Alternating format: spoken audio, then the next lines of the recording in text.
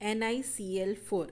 First of all, write down atomic number of nickel, that is 28. Okay, and then electronic configuration, organ 18, 4s2, 18, 19, 20. So 3d is your 8. That's why 28. Now find out oxidation state of nickel in this compound. So जिसका निकालना है आप x मानिए, and than chlorine का आपको पता है its oxidation state is -1, कहीं पे भी 4 1 जा 4, सो इट इज़ योर -4. यहाँ हम लिख सकते हैं direct -4 plus minus minus equalise करेंगे इस -2 से, तो आपका कितना हो जाएगा x equals to -2 + 4, that is x equals to आपका कितना हो जाएगा +2. यहाँ पे निकल का ऑक्सीडेशन स्टेट है +2. हम 2 इलेक्ट्रॉन्स लूज करा के इलेक्ट्रॉनिक कन्फिग्रेशन लेंगे, 2 इलेक्ट्रॉन्स 4s से लूज होंगे. सो यहाँ पे हमारे पास you can write like this nickel 2+. इसका इलेक्ट्रॉनिक कन्फिग्रेशन कैसे होगा, 3d में आपके पास एज इट इज़ 8 इलेक्ट्रॉन्स बच जाएंगे. सो 1 2 3 4 5 6 7 8, ठीक है ना. ये इसका इलेक्ट्रॉनिक कन्फिग्रेशन हो गया 3d.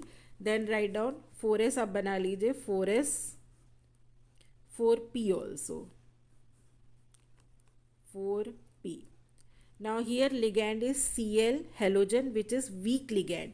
हेलोजन्स किसी के साथ भी हों, किसी भी सेंट्रल मेटल एटम के साथ वो पेयरिंग नहीं करते. ये आपका नेक्स्ट स्टेप में पेयर नहीं करेगा.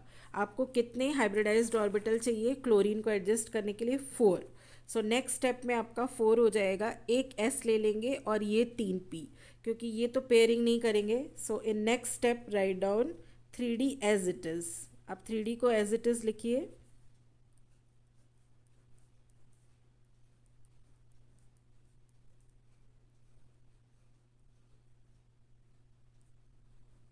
देखिए इसमें मैंने कोई चेंज नहीं किया है, एज इट इज़ हमने लिख दिया. आपका हाइब्रिडाइज होएंगे ये ऑर्बिटल्स, एक S ले लेंगे हम यहाँ से और ये तीनों P आ जाएंगे. तो आपका हाइब्रिडाइजेशन क्या हो जाएगा, sp3.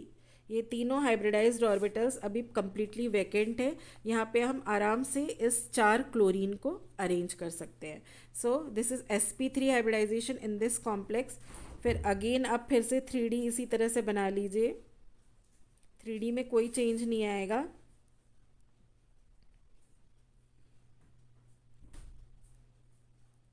ये अब इस sp3 hybrid orbitals, how many hybrid orbitals are here, 4 hybrid orbitals. sp3 हमारे पास 4 Cl है.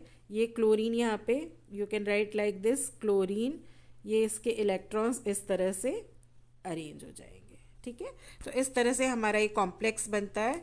तो इस हाइब्रिडाइजेशन में हाइब्रिडाइजेशन कौन सा है, hybridisation that is your sp3 hybridisation. अब इस sp3 हाइब्रिडाइजेशन का आप शेप देख लीजिए, कौन सा शेप होगा, sp3 हाइब्रिडाइजेशन टेट्राहेड्रल शेप. ये आपको याद करना पड़ेगा students, this is only 5 year. sp3 hybridisation में आपका शेप क्या आएगा, दैट इज टेट्राहेड्रल. अब इसमें आप देखिए यहाँ पे इलेक्ट्रॉन्स जो है अनपेयर्ड बच गए हैं. ये पेयर्ड नहीं है, अनपेयर्ड बच गए. It means it is paramagnetic in nature, paramagnetic in nature.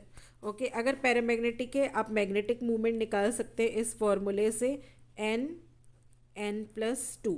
n means number of unpaired electron.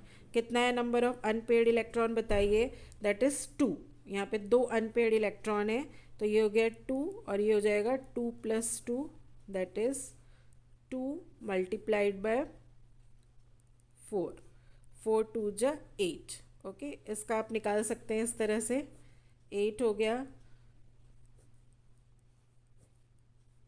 ये पेयर बन गए, इसको आप बाहर निकाल सकते हैं 2√2.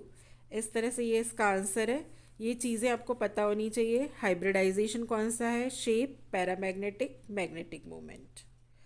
Late us take our next compound students. ये आप फिर से देखिए, ये हमने NiCl4 का निकाला है. अभी जो मैंने आपको तीनों कंपाउंड बताए, ये फर्स्ट कंपाउंड का था CONH363+, ये आपका COF63- का, और ये वाला अभी अपन ने बताया दैट इज़ योर NiCl4 2- का. Let us take our next compound. An4 2 minus. First of all, write down atomic number of central metal atom nickel. Atomic number is 28. Electronic configuration Ar 18 and then 4s 2, 18, 19, 20. So 3d 8. This is its electronic configuration. Now find out its oxidation state, जिसका आपको निकालना है. आप x मानिए, x plus cyanide का -1 होता है, 4 1 जा 4, सो -4 आप इक्वलाइज करेंगे इससे -2 से, तो ये कितना हो जाएगा x -4, ये इस तरह से x equals to -2 plus 4, x equals to +2. हम जो इलेक्ट्रॉनिक कन्फिग्रेशन लेंगे निकल का, वो 2 इलेक्ट्रॉन्स लूज करके लेंगे, तो आपका 3d8 बचेगा, 4s में कुछ नहीं होगा. अब इसको आप इस तरह से लिख लीजिए Ni2+. ओके, सो यहाँ पे आपका क्या आ जाएगा, ये 3d, कितने इलेक्ट्रॉन्स है इसमें, 8 बच जाएंगे क्योंकि 2 ही इलेक्ट्रॉन लूज होगा.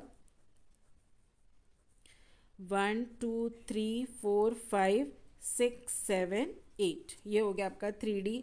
फिर 4s में कोई इलेक्ट्रॉन नहीं बचेगा, आप 4p भी बना के रखिए, 4p. ओके, ये इस तरह से. Now which type of ligand is here, Cn, cyanide is strong ligand. ये किसी भी सेंट्रल मेटल एटम के साथ प्रेजेंट है, ये आपका पेयरिंग ऑफ इलेक्ट्रॉन्स कर देगा. नेक्स्ट स्टेप पे ये इलेक्ट्रॉन्स इसके साथ पेयर बना लेगा. तो नेक्स्ट स्टेप में आपको इस तरह से शो करना है.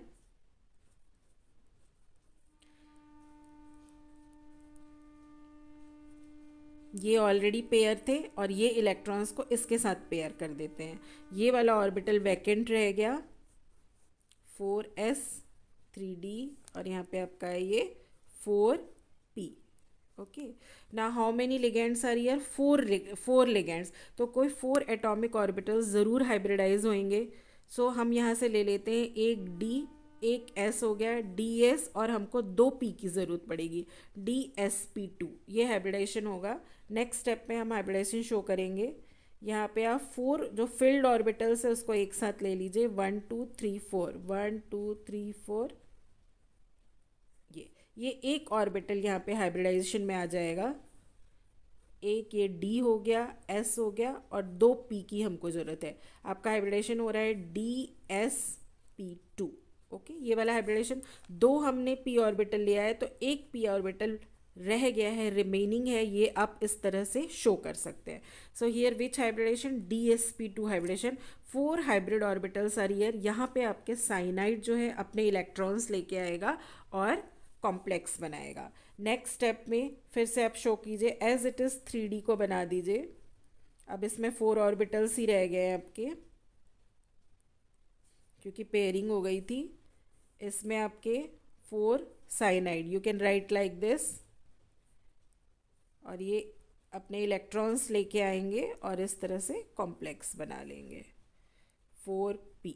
ये आपका कंपाउंड बन गया, आपका कॉम्प्लेक्स बन गया. नाउ यहाँ पे आपका क्या हुआ है, इनर d ऑर्बिटल यूज हुआ है, तो of course students it is inner d orbital complex. इसमें सबसे पहले आपको हाइब्रिडाइजेशन लिखना है. हाइब्रिडाइजेशन कौन सा है आपका, dsp2 हाइब्रिडाइजेशन. अब आप देखिए आपका शेप कौन सा है हाइब्रिडाइजेशन के लिए, dsp2 हाइब्रिडाइजेशन, ये है आपका dsp2 hybridisation, square planar structure. आपका शेप क्या आएगा इसमें, square planar shape, that is square planar. Okay, ये हो गया आपका. ऑफ कोर्स आप लिख सकते हो इनर ऑर्बिटल कॉम्प्लेक्स है आपका, इनर ऑर्बिटल कॉम्प्लेक्स. इसी को हम बोलेंगे, क्योंकि सभी इलेक्ट्रॉन्स जो है पेयर्ड है आपके, स्पिन पेयर्ड कॉम्प्लेक्स, या फिर हम उसको बोल सकते हैं लो स्पिन कॉम्प्लेक्स, क्योंकि सभी पेयर्ड है. आप लिखेंगे यहाँ पे लो स्पिन और spin paired complex, all are paired, that's why it is diamagnetic in nature. Diamagnetic in nature. अगर डाईमैग्नेटिक होता है स्टूडेंट्स तो आपका मैग्नेटिक मूवमेंट ये आपका 0 होता है. ओके, तो इतनी चीज़ें आपको पता होनी चाहिए.